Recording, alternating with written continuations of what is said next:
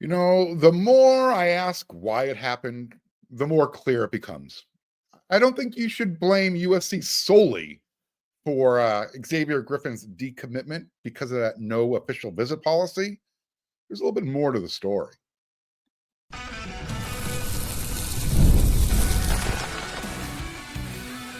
You are Locked On USC, your daily podcast on the USC Trojans, part of the Locked On Podcast Network, your team every day. Fight on, everyone. I'm your host, Mark Culkin, and thanks for making Locked On USC part of the Locked On Network your first listen every day. Whether you are watching the show on YouTube, wherever you want to download this podcast, it's always free, and I'm always going to appreciate your support.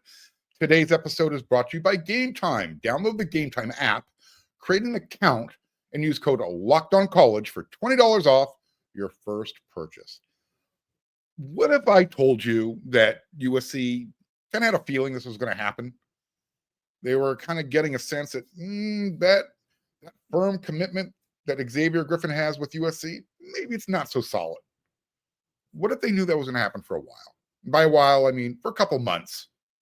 Because that's when Xavier Griffin and his inner circle, very small circle, took on new representation, NIL representation. One of my everydayers sent me a message this afternoon and said, "Hey, Mark, did you hear about his NIL representation?" I said, "What are you talking about? New NIL representation?" So he told me, "Hey, yeah, I heard of this, yada, yada, yada." So I decided, let me do my own reconnaissance. I asked around and I got the intel, got some information back. Xavier Griffin does have new NIL representation, and apparently they're kind of shopping the market right now. With that news, when I was able to confirm that, I was like, all right, you know what, Mark? I feel even stronger about the position that I'm taking. I'm in the same corner with USC and their policy as far as, if you're committed, you're all in. You do not need to take other official visits. End of story.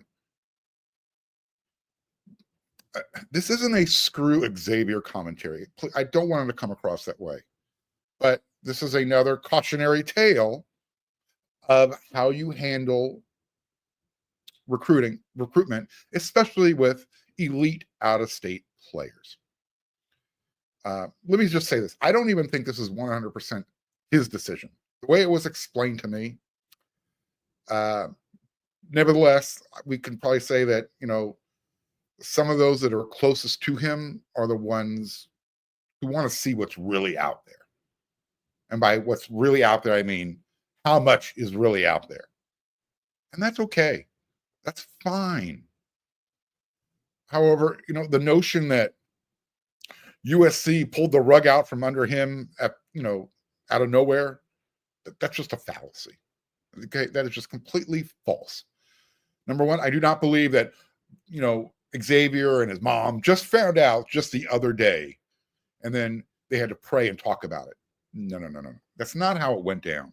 Remember, they can talk publicly about how they perceive things happened.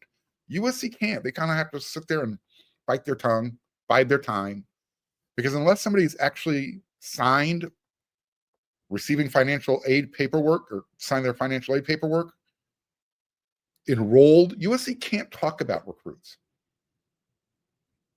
Just not allowed to do it. It's the NCAA rule. But I can say this. USC felt really, really good about how things were going with Xavier's recruitment, including his NIL package. And then all of a sudden, others got involved. This happened, I don't know, maybe around late February, March. I read everyone a quote. This was on yesterday's episode of Locked On USC. This is Xavier Griffin's own words. Let me just remind everybody. And now you start putting two and two together, it all starts to make sense. So here's the quote. Plus you add in the information I just offered.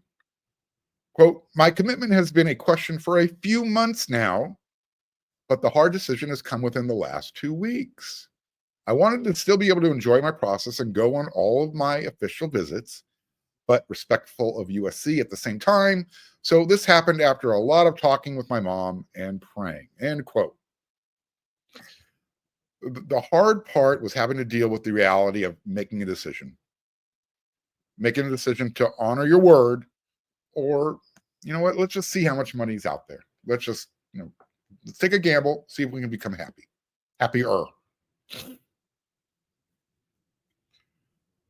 And I don't even know if this decision that's been made on his part, at least, about decommitting. I'm not even sure he's 100% in agreement with it. But he, in other words, and I'm using finger quotes, has to go along with the situation. You guys can read between the lines. So while everyone's getting upset with USC, and I see their side of the argument, I understand their point. USC's not in a position to tell elite players not to take official visits. They're not winning anything. They're coming off of 2 pretty crappy seasons. So while everyone is upset, and mostly they're upset at Chad Bowden for implementing this, no visit policy after certain guys had been committed for a while, Xavier Griffin being one of them. But why not direct some of your animus towards Xavier's camp? The guys, the folks who are influencing him to, quote, not be committed. Maybe Xavier will find more out there on the open market. But is he going to be happy? And I'm sorry, I really have to take umbrage with this. The whole Pete Carroll argument, that doesn't hunt in 2025. Well, Pete Carroll didn't do it that way. He told people, hey, yeah, go take your visits. We know you're coming back. What USC was doing since Pete left, pretty much the same thing. It wasn't working very well. I mean, USC's recruiting hasn't been great. It's been average, slightly above average on a couple of years, but on that, meh. So whatever USC was doing, if they were using some of that old Pete Carroll style, it wasn't working very well. Lots of decommitments last year, and this policy wasn't in place. And the reason why it wasn't working very well is because the program itself wasn't working really great. NIL, transfer portal, no rules that are to kind of keep the recruits at least in check, right? Hey, you know what? If you're going to do this, don't forget this consequence over here. Pete didn't have to deal with the same BS that's happening today. Can we at least agree on that? If Nick Saban didn't want to deal with this stuff, Pete Carroll would have bolted too. He would have said, you know what? No, I don't have to put up with this. The players in USC's locker room, the recruits who want to be a part of that locker room, they know certain guys are making more money than they are. They understand that. However, that doesn't mean those players that are being paid more should be treated differently. And I know some of you are like, well, yeah, they should. They're 5 stars. Well, let's remove the 5-star out of the equation. They're still human beings. They're still individuals. No one person is better than another person. Just on a holistic level. I'm not talking athletically. Obviously, there's going to be differences there. But so if anything, I would say hold the higher paid player to a higher standard, or at least to the same standard that you're holding, your average 3-star or 4-star player. Anybody. It does. Again, this is why I hate the star system. I can't stand it. Because it kind of conflates things and it creates this inequity. And I get it. Like I mentioned, other players are going to be better than other players.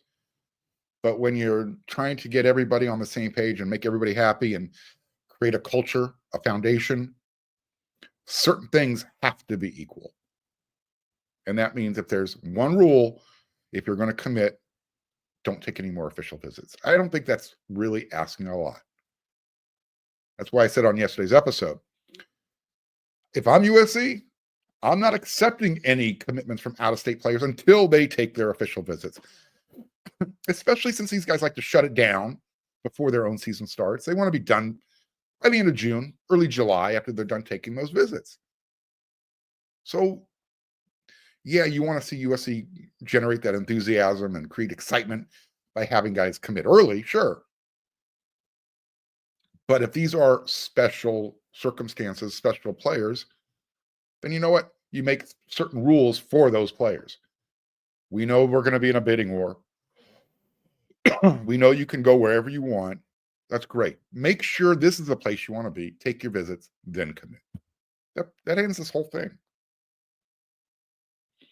I mean, you really think Coach Henne is going to deal with that kind of crap? Remember, he was out at Xavier Griffin's home school last week. It wasn't enough. If Coach Henne wasn't going to deal with Bear Alexander's attitude, he's not going to deal with anybody's attitude. I don't care how good of a player you are or perceived to be. Let's remember, USC is planning on taking the target numbers, 35 high school recruits in this class. And I'm not naive. There could be another 1 to 4 guys who are going to decommit. But let's say no one else decommits. I'll take a 33-2 winning percentage. In other words, if Xavier Griffin and Cohen Brown are the only casualties of this no visit policy, I'll take 33-2 every day of the week, 10 times on Sunday. The policy's working. And it would be hard to argue against it. Before I close out this segment, I just saw this before I went to start recording this episode. Did you know that Notre Dame just got a commitment from an elite running back? And guess what? He shut down his recruitment. Why am I talking about Notre Dame? Well, Chad Bowden came to USC from Notre Dame. So Jonas Walton, the 4-star running back, said this: following my commitment, I will no longer be taking official visits to Alabama, Tennessee, and Florida. So it looks like Bowden's legacy is working for the Domers. You know, that team that played for the national championship last year. The team that USC played with up until the last few minutes of the game when pick sixes kind of took him out of the game. So if Bowden's policy that he's trying to get implemented at USC and try to create that culture, that foundation, if it's still working at Notre Dame, I'm going to roll with it. I'm in their corner. So I think USC was prepared for what was going to happen. They had Taylor Johnson waiting. They got him committed. They got a couple other guys they're really interested in. They're feeling comfortable with. USC is going to be fine. Everybody, take a deep breath. Try and see both sides of the equation. And like I said, if you're out there shopping around, then you weren't committed. I wish Xavier Griffin and his family good luck. Happy tidings. I wish no ill will. But at the same time, everybody, let's take a step back and let's not think that USC created this situation. Everybody knew what the rules were, and they knew it with plenty of time. And again, we're using Xavier Griffin's own words. He's been struggling with this for a few months now. That's right around the time when he got new NIL representation. So on that note, the more you know. Couple more segments to go. Lots to talk about still. There is nothing like the NBA playoffs. This is the intensity, those buzzer beaters. Yeah, the fans losing their minds. It's the kind of atmosphere you must experience live. And if you want in on that experience, Game Time makes it fast and easy to get seats, even for the biggest playoff games. Prices on their app actually drop. They get lower the closer to tip-off. And with killer last-minute deals, panoramic seat views, and no surprise fees, Game Time is a total game changer. Here are 2 reasons why I like Game Time. Number 1, I love that I can see my exact view before I buy. There's no surprises. Number 2, with the Game Time guarantee, you know you're getting the best deal. Yep. And if you find a better price in the same row and section for less, yeah, they're going to credit you 110% of the difference. Look, everyone knows I'm a huge college football fan, but if you love the NFL as well, check this out. The NFL schedule release just dropped, so now you can actually start planning ahead, start looking for certain games to buy tickets for. Today, do it now. You'll find great seats for as low as $100 thanks to exclusive discounts. Take the guesswork out of buying tickets with Game Time. Download the Game Time app, create an account, and use code LOCKEDONCollege for $20 off your first purchase. Terms apply. Again, create an account, redeem the code LOCKEDONCOLLEGE, and you're going to get $20 off. Download Game Time today. Last minute tickets, lowest price, guaranteed.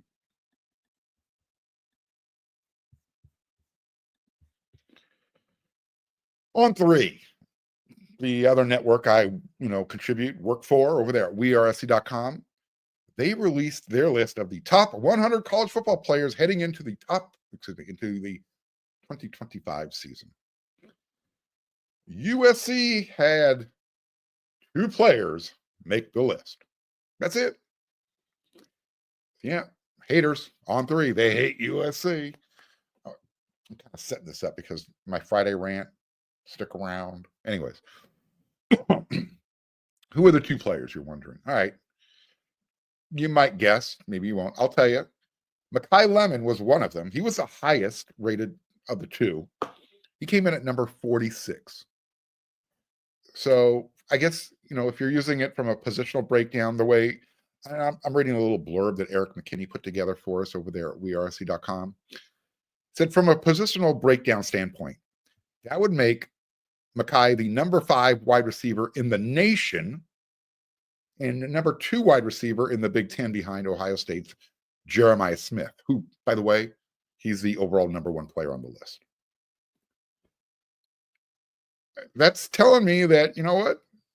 Makai's getting a lot of respect across the country. And he's getting that based off of, I think, what he did last year after he stepped into Zachariah Branch's role. So far in 2 years, he only has 58 receptions and 3 touchdowns. Those aren't like numbers that are going to pop out at you saying, well, how can he be the 46th best player in the nation? Keep this in mind. He also plays on special teams, and that's where he really popped. So Makai Lemon deserves to be on the list. Don't get me wrong. But I don't know. I was a little surprised that he was that high, and you'll understand why here in a second. USC's other player that made the list, he came in at number 56, Kamari Ramsey.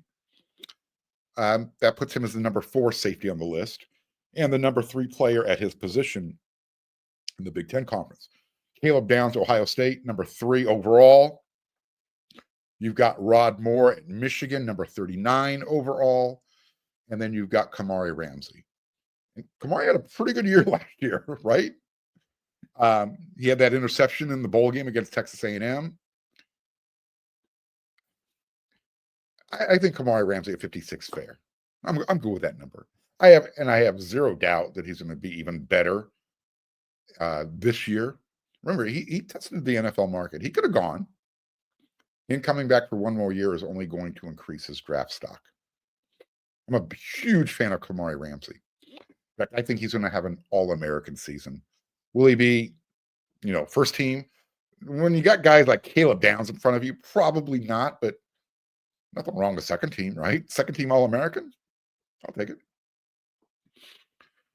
How about 2 players that needed to be on that preseason list? I was shocked that Makai made it, but Jacoby Lane did not. A little bit of hyperbole here, but Jacoby was on pace to score 203 touchdowns at the end of last year. Remember, 7 touchdown receptions over the final 3 games. He was the dude. And he's been the talk this entire offseason, especially during spring camp. Even the folks at On 3 been pumping Jacoby Lane, talking about how special a player he is. He's a unit. If the ball's in the air and he's in the zip code, it's going to be his. Don't get me wrong. Like I said, Mekhi deserves his flowers. But don't tell me Lane isn't one of the top five wide receivers in the country when he's focused. Definitely in the big conference. Do you think Ohio State wouldn't take Jacoby yesterday? I will take Mekhi and Jacoby over Jeremiah Smith and whoever you want to put with him. I know it would be a great contest, but I'm rolling with the home team.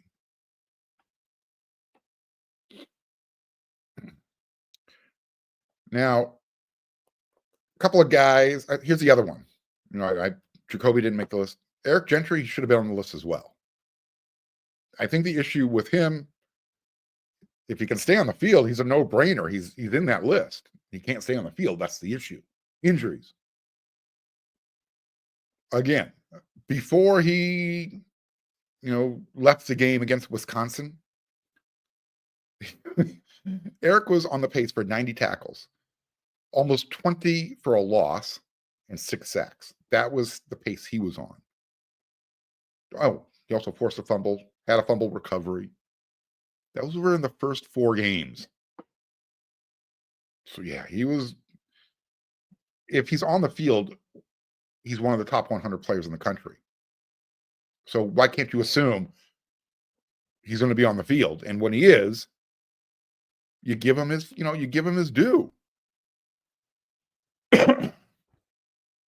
So if I don't know why you wouldn't keep him on the list other than, well, he's not physical enough. Well, go watch the game against Michigan last year. Tell me Eric Gentry isn't a physical ball player. I get it. He's not your typical 6'4" middle linebacker that weighs 250 pounds. He's not a Ray Mayaluga type of intimidator, but he intimidates. I mean, he had 12 tackles against Michigan? And that Michigan is a running team. Yeah. Again, 8 linebackers made the list, but Eric didn't. Come on. Here's a couple of guys who aren't on the list as well. But if you release this list mid-season or postseason, I think you're going to find Cameron Fountain and Anthony Lucas there as well. They got that kind of talent. Don't forget, when I'm not here over at Locked On USC, I'm over there at weareusc.com. Today we did our panel show inside the Trojan Huddle. This was a topic of conversation. Go check that out. Oh, by the way, like I was talking about in the first segment, we spoke at length about the Xavier Griffin situation. Great debate. Me and Chris Arledge got into it. Very respectful. He took one side, I took the other side. And while we see each other's points and we agree with certain points, we just see this situation differently. So I encourage you, finish this show, check out the portal over there at Locked On, and then go check out Inside the Trojan Huddle, and then get on over there to weareusc.com. Pay that $1, enjoy the subscription. You're going to love it. All right, we got one more segment to go. Friday Rant time.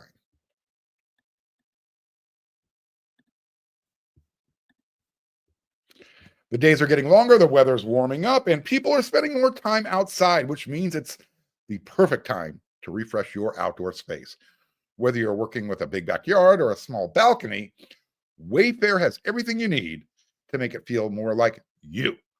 Wayfair's massive selection of outdoor essentials makes it really easy to transform any space into your ideal summer setup.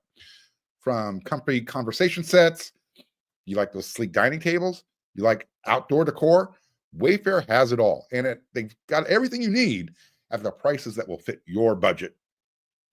So whether you're entertaining guests, just relaxing by yourself, you can shop at Wayfair to help you unwind. And the delivery is free as well as hassle-free, even for the big stuff. Shop a huge selection of outdoor furniture online. This summer, get outside with Wayfair. Head to wayfair.com right now. That's WAYF like Frank, AIR.com. Wayfair, every style, every home.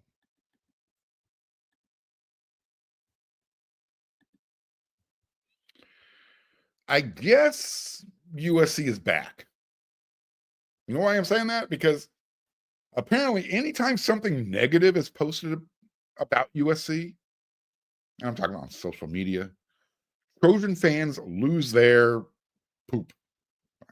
Family show, I can't say the word I want to use. Even if 97.8% of the information is factual, Trojan fans will go ballistic if you say anything negative about them. Gotta love that passion, right? I'm the same way. Very passionate. I know where they're coming from. So Hayes Fawcett, he's the guy over there at On3. He does all of the commitment edits for the recruits and their announcements. Well, he decided he was going to have a little fun, kind of turn the screws a little bit, or just remind everybody that recruiting the state of Georgia, if you're a West Coast team, even if you're a blue blood like USC, it's going to be difficult. Anyways, he put a post on X on Thursday that had USC fans literally ready to drag him down the street naked, smothered in honey, with a queen bee stuck to him. They weren't happy. Hayes was pointing out all of the different recruits that USC has lost out on over the last couple of years, that come from the state of Georgia. He mentioned, the notable recruits such as, whoa, where'd that go? Hold on a second. I got to bring that back up. Something happened there. Filibuster. Okay, here we go. So here are the commits that USC has missed out on over the past few years. 5-star, Mikel Williams. 5-star, Justice Terry. 5-star, Xavier Griffin, who just recently decommitted. 5-star, Isaiah Gibson. He threw the name Christian Miller in there, who was a 4-star, who was close to committing to USC. He wasn't actually committed, but him and Mikel were really, really considering coming to USC together. And then, of course, in the last recruiting class, Julian Lewis, the quarterback.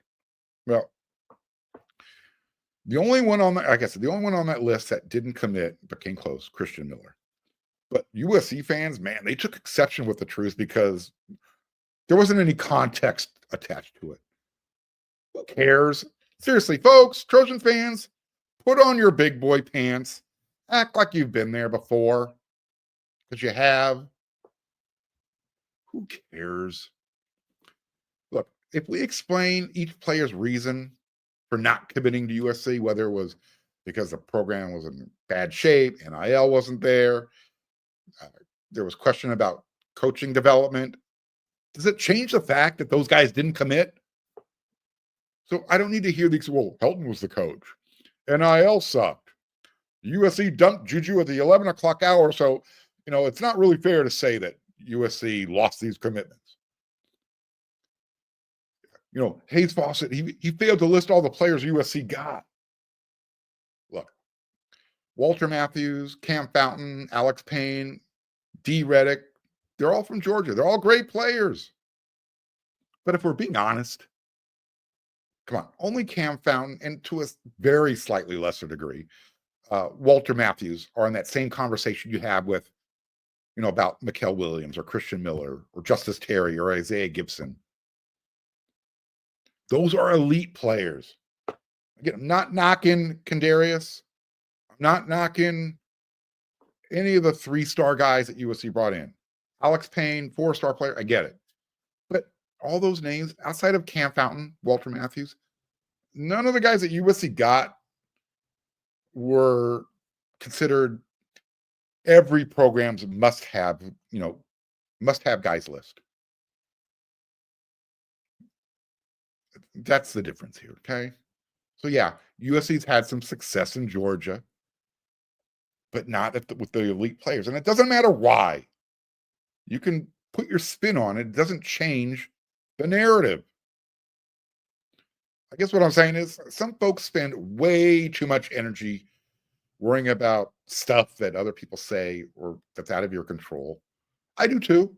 I don't want to sound hypocritical, but some of you guys were like really over the top. So this is what I have to tell you. Guess what, Trojan family? If USC is back and they're getting all this hate now, there's going to be more of this type of stuff. So deal with it. Embrace it.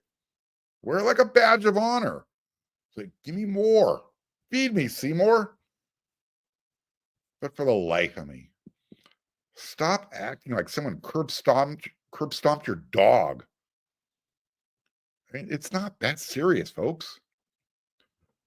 We're talking about getting upset with someone, having a bunch of contempt for someone who makes commitment edits for teenagers.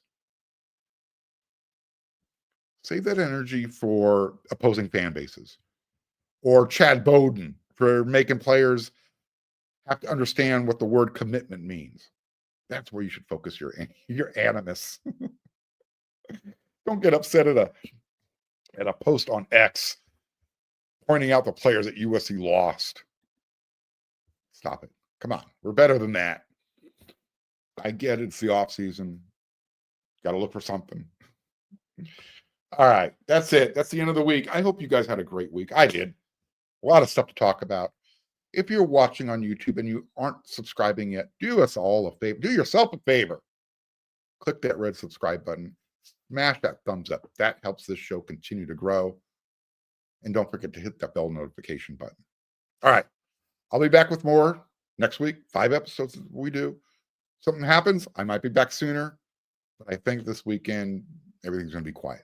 I will be out at Millikan High School this weekend, checking out some of the 7-on-7 stuff. So I'll have some reports from there. So until then, everyone, you know what to do.